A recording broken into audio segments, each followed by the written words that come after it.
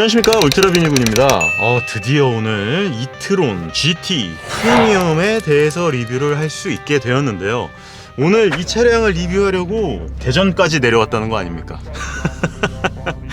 대전 아우디 고진 모터스에서 저에게 이 차량을 내어주셔서 너무나 감사합니다. 진짜 아우디 고진 모터스 대전점 짱 감사합니다. 리뷰 잘 하고 무사히 리뷰를 하고 난 다음에 반납해 드리도록 하겠습니다. 근데 되게 신기하게 아우디 대전 고진 모터스에서 구독자님을 뵈가지고 너무 신나가지고 인사드리고 지금 이제 저는 출발하려고 합니다. 일단 제가 기존에 RS 이트론 GT에 대해서는 한번 리뷰를 했었잖아요. 그렇기 때문에 많이 말씀드릴 내용이 있다기보다는 RS 이트론 GT는 어떤데 지금 이트론 GT 프리미엄은 어떤지에 대해서 약간의 차별점에 대해서도 말씀을 드리고, 그리고 과연 차별점이 있으면 또 얼마나 차별점이 있고 장단점이 있으면은 또 어떤 장단점이 있는지에 대해서 한번 확인을 해보고요. 또 이 차량 관련해서 이 차량 자체 내에 장단점이 얼마나 있는지에 대해서도 한번 확인을 해볼 수 있도록 하겠습니다. 차량의 재원에 대해서 먼저 말씀을 드려야 되는데, 이 차량의 전장은 4989, 폭은 1964, 높이가 RS 이트론 GT보다 약간 낮아요. 약간 높아요. 원래 RS 이트론 GT 같은 경우에는 1396의 높이를 갖고 있는데 얘 같은 경우에는 1413의 높이를 갖고 있습니다. 휠베이스는 똑같이 2900이고요. 그러다 보니까 제가 갖고 있는 저희 가족차인 모델 S보다 살짝 파워는 높으면서 휠베이스는 짧으면서 전장은 조금 500m 앞 교차로 신호위반 및 제한속도 시속 60km 단속이 있습니다. 조금 짧죠? 음성 안내가 꺼졌으니까 저는 이제 한번 이대로 나가보도록 하겠습니다. 파워가 일단 476마력이에요.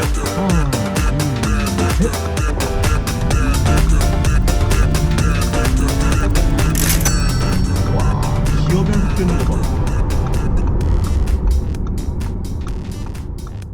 근데 부스트 모드라고 이렇게 쓰게 되면은 드라이브 모드 중에 다이내믹 모드라고 있거든요. 그 다이내믹 모드를 쓰면은 자연스럽게 부스트 온이 된다고 합니다. 다른 이트론 시리즈들은 드라이브 셀렉트에 한 번 더 뒤로 당기게 되면 S라고 바뀌면서 엄청나게 빠르게 되는데 얘 같은 경우는 그렇지는 않아요. 다이내믹 모드에 놔두면은 자연스럽게 부스트 모드가 된다고 합니다. 부스트 모드를 쓰게 되면 530마력의 출력을 갖게 되고요. 630Nm, 64.3kg 포스미터의 토크를 갖고 있는 어마무시한 차량입니다. 사실 차량이 500마력이 넘어가게 되면요, 굳이 이 차량이 과연 좋고 나쁘고 동력 성능이 부족하고 넘치고 이런 문제의 느낌보다는 그냥 400마력에서 500마력이면 그냥 남아 돈다고 생각하시면 될 것 같습니다. 자연스럽게 500마력 정도 넘어가게 되면은 최고의 차량이라고 봐도 무방할 정도고요. 93.4kWh의 배터리를 갖고 있고 한 90% 83.7kWh 정도의 가용 배터리를 갖고 있어서 이제 연비 같은 경우에 이제 따지고 봐야 된단 말이에요. 100km당 몇 킬로와트시를 쓴다고 이렇게 나오는데 설정을 바꾸도록 하겠습니다. 측정 단위에 가면 소비가 킬로와트시당 몇 킬로미터를 갈 수 있는지 이렇게 바꿀 수 있고요. 디스플레이 밝기라든지 헤드업 디스플레이의 밝기라든지 높이 살짝 높이고, 밝기는 최대로 밝게 하고,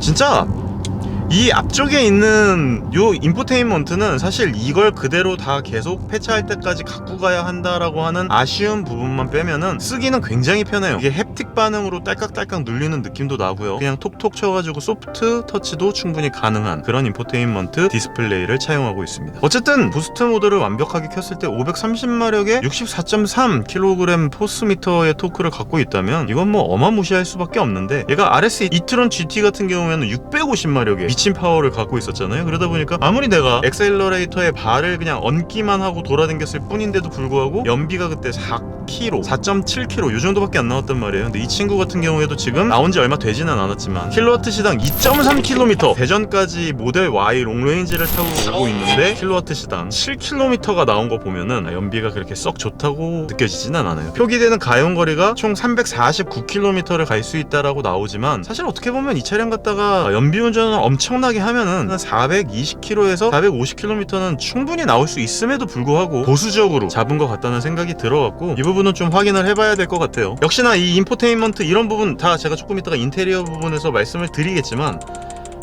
진짜 짱입니다. 짱.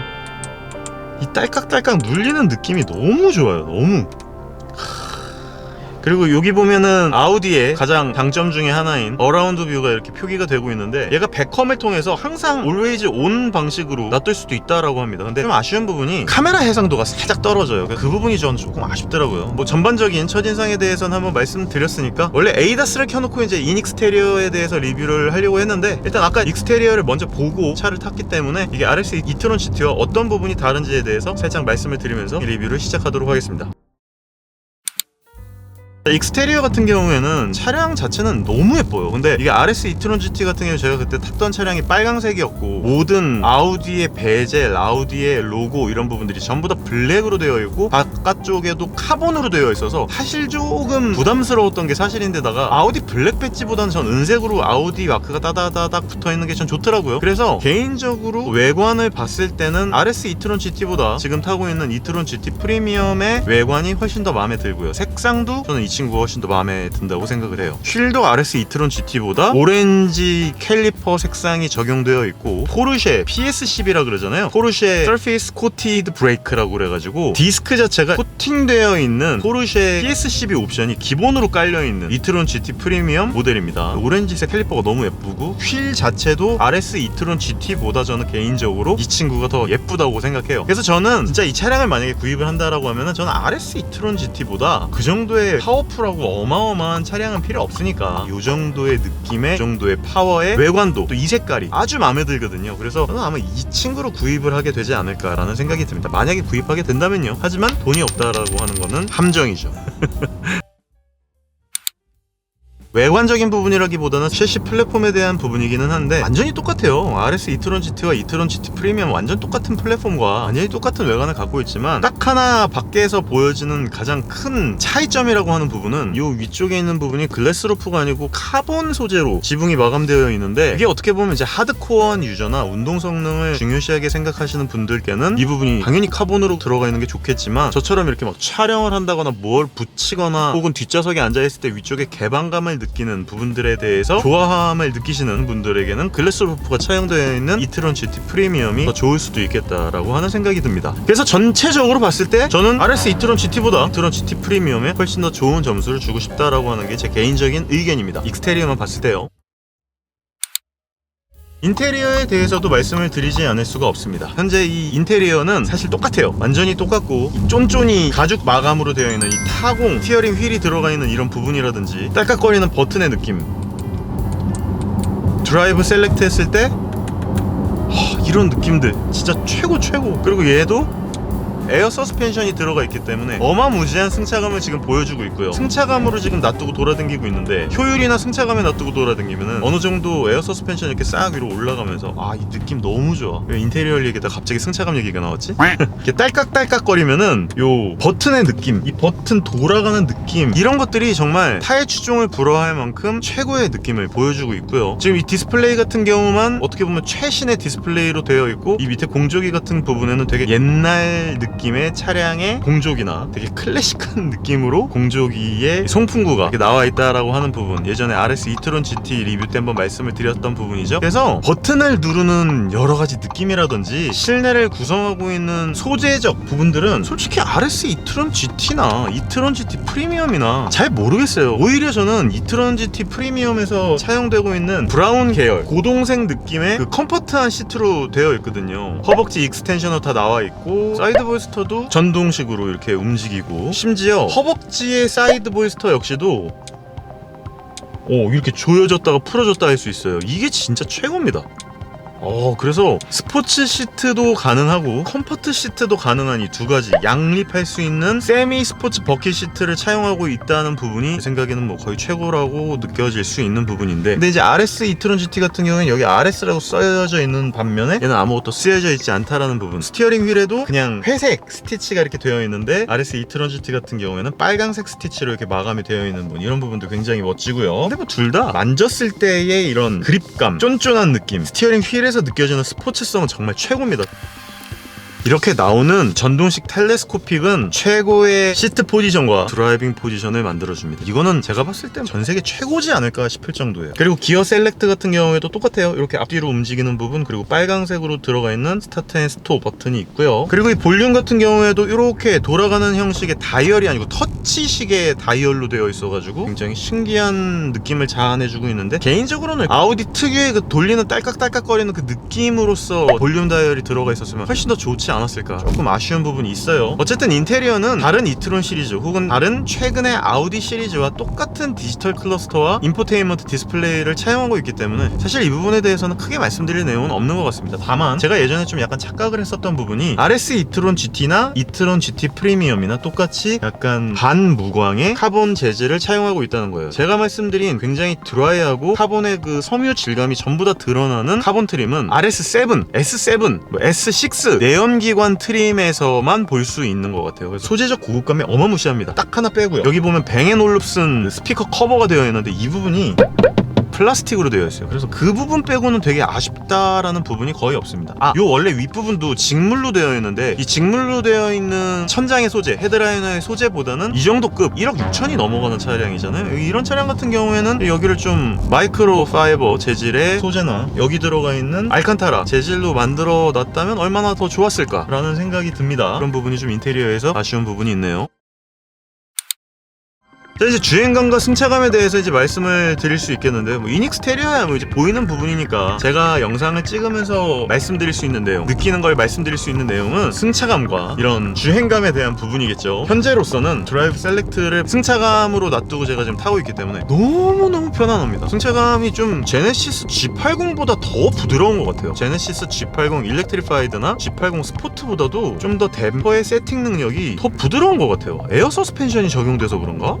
진짜 좋다 승차감. 그리고 사운드도 눌렀을 때 하는 느낌에서 정숙하게 만들 수도 있고요, 균형에 놔둘 수도 있고 스포츠에 놔둬가지고 엄청 시끄럽게 할 수도 있다는 얘기죠. 잠깐 제가 연비에 대해서만 말씀드릴게요. 왜냐면 제가 잠깐 끄고 달릴 수 있는 곳까지 가가지고 이제 주행에 대해서 말씀을 드려야 될 것 같은데, 엑셀러레이터에 발만 얹고 달렸을 때 진짜 엑셀러레이터에 힘을 거의 주고 달리지 않았던 이 정도 느낌인데도 불구하고 연비는 킬로와트 시당 3.3km밖에 보여주지 않고 있다라고 하는 점이 좀 많이 아쉬운 부분이고요. 그리고 연비에 대한 느낌도 많이 아쉬워요. 지금 제가 일부러 왼쪽에 패드 시프트를 눌러가지고 굉장히 회생제동 양을 세게 함에도 불구하고 회생제동이 많이 들어오지는 않고 있어요. 그러다 보니까 밟고 나갔을 때 아주 자연스러운 내연기관 차량같이 편안하게 나가는 이런 느낌의 타력 주행감. 진짜 주행 질감은 이거보다 더 좋을 수 있을까 싶을 정도예요. 진짜 타면 탈수록 주행감 하나는 진짜 끝내주는 것 같아. 근데도 연비는 어쨌든 킬로와트 시당 3.3km밖에 안 나온다라는 부분까지만 말씀을 드리고, 이제 주행 성능에 대해서 다시 한번 말씀을 드리도록 하겠습니다. 승차감이랑 착저감 이런 거는요, 제가 봤을 때는 제 진짜 개인적인 취향이에요. 이건 취향적으로 봤을 때 S클래스나 EQ900 최근에 나온 플래그십 세단 있잖아요, 쇼퍼 드리븐 차량의 세단, 그런 차량들보다 저는 M5 컴페티션이나 M8 컴페티션, RS 이트론 GT, 이트론 GT 프리미엄 이런 친구들이 제 취향에는 훨씬 더 맞습니다. 근데 이것도 제가 아직 40대 중반밖에 안 돼서 그런 걸 수도 있어요. 이게 제가 이제 50대가 넘어가고 60대가 넘어가면 아마도 S클래스나 G90 같은 차량들, 7시리즈급 이런 차량들의 승차감이 좀 그리울 수도 있겠죠. 그죠? 자, 지금부터는 제가 다이내믹에다 놓고 달리도록 할게요. 자, 조금만 한번 만끽해 보도록 하겠습니다. 주행감이 어떤지에 대해서.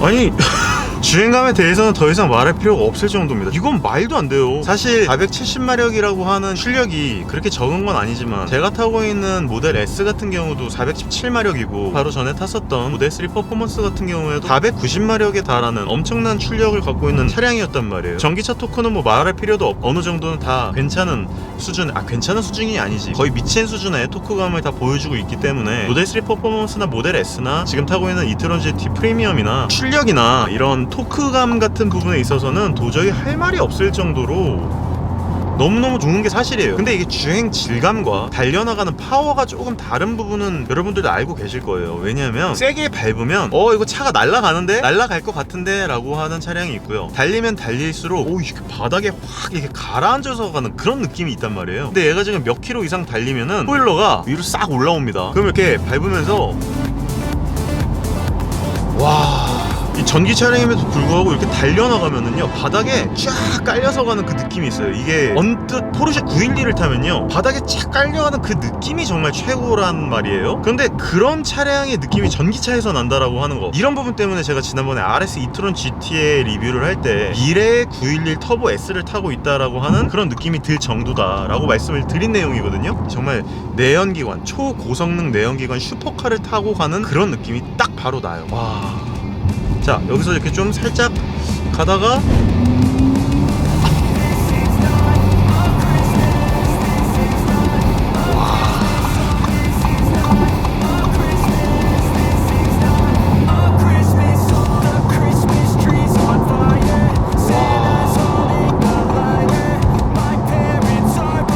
이건 진짜 할 말이 없는데.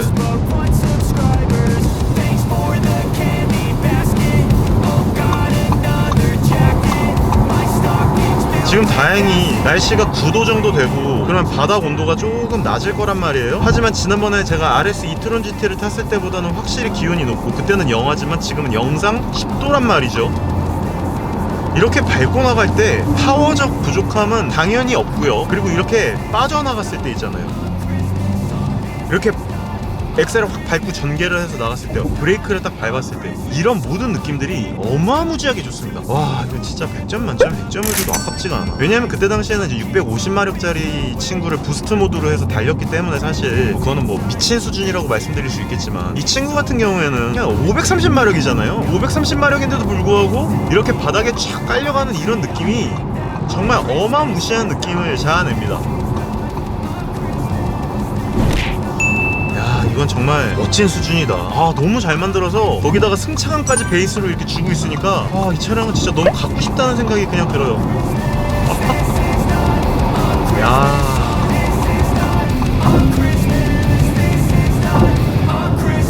근데 진짜 딱 한 가지 아쉬운 부분, 진짜 한 가지 아쉬운 부분은 브레이크가 기존의 RS e-tron GT의 그 카본 세라믹 브레이크보다는 확실히 딸린다는 느낌이 듭니다. 부족하다 이런 느낌도 살짝 있지만 당연히 그 미친 성능의 브레이크에 비해서는 당연히 딸리는 게 좀 맞지만, 어쨌든 이 무거운 육중한 차량 2.23톤 정도 되는 육중한 차량을 이 정도 파워로 끌고 나가다가 브레이크가 살짝 부족하다라고 하는 느낌을 어쩔 수 없이 받게 되기 때문에, 저는 얘 같은 경우에 그냥 일반적으로 돌아다니고 할아버지 주행을 하고 그냥 편안하게 달리는 거라고 하면은 e-tron GT 프리미엄도 아무런 문제가 없을 것이라고 생각을 하는데, 이렇게 달리다가 브레이크를 밟을 때는 이거 한 3,000만원 정도 더 들여가지고 파워와 카본 세라믹 브레이크를 집어넣고 싶다라고 하는 욕심이 들 정도로 브레이크는 진짜 살짝 아쉬운 느낌이 있습니다. 자, 그러면 이제 주행감과 승차감 같은 거 알아봤고, 자, 스포츠성도 충분히 알아볼 만큼 저는 알아봤다고 생각을 하거든요. 연비는 이렇게 달리니까 연비가 킬로와트시당 2.3kg 나와요. 그럼 얘가 가용을 그냥 90kW만 가용 배터리로 쓴다고 쳐요. 그러면 그냥 곱해보면 200km밖에 못 가는 거예요. 그래서 이런 부분은 좀 아쉽긴 한데, 그래도 이거는 한번 할아버지 주행을 하면서 중장거리 여행을 한번 다녀와 봐야 이 차량이 진짜로 몇 킬로미터를 총 가용거리로 쓸 수 있는지에 대해서 알 수 있는 부분이니까, 자, 지금부터는 드디어 에이다스의 시간이 돌아왔습니다.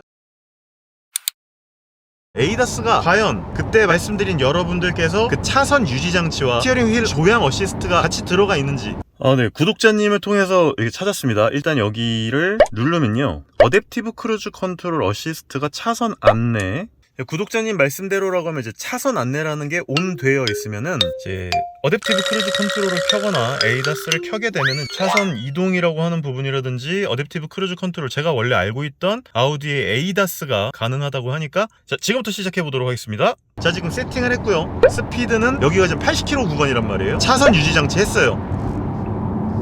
지금 보면은 계속 직접 조향하고 교통 상황에 주의하라고 나오잖아요.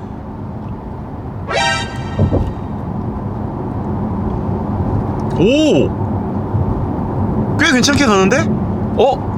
확실히 그 부분을 켜니까 구독자님 말씀대로 진짜 에이다스가 어느 정도 먹네요? 이러면 다른데? 이러면 얘기하는 게 달라지는데? 자, 지금 계속 한번 보도록 하겠습니다. 제가 기존에 알고 있었던 이트론 스포트백 이 친구들이 이거 나오네. 스티어링 휠 어시스트 조향이 손을 잡으라고 나오면서 굉장히 잘 가는 거. 와, 들어가 있네. 여러분들 죄송합니다. RS 이트론 GT에서 ADAS가 들어가 있지 않다라고 반정지어 말씀드렸던 부분은 이거는 제가 철회하도록 하겠습니다. 근데 대신에 터치가 아니고 토크 감응식이에요. 역시나 토크를 어느 정도 줘야지 스티어링 휠을 잡았다고 인식을 합니다, 차량에서. 근데 기존 제가 알고 있던 이트론 차량들 있잖아요. 그 차량들이나 예전에 알고 있었던 RS7, RS6 이 차량들이 갖고 있는 조향 어시스트 들어가 있습니다. 잘하는데요? 이렇게 되면 얘기가 달라지지.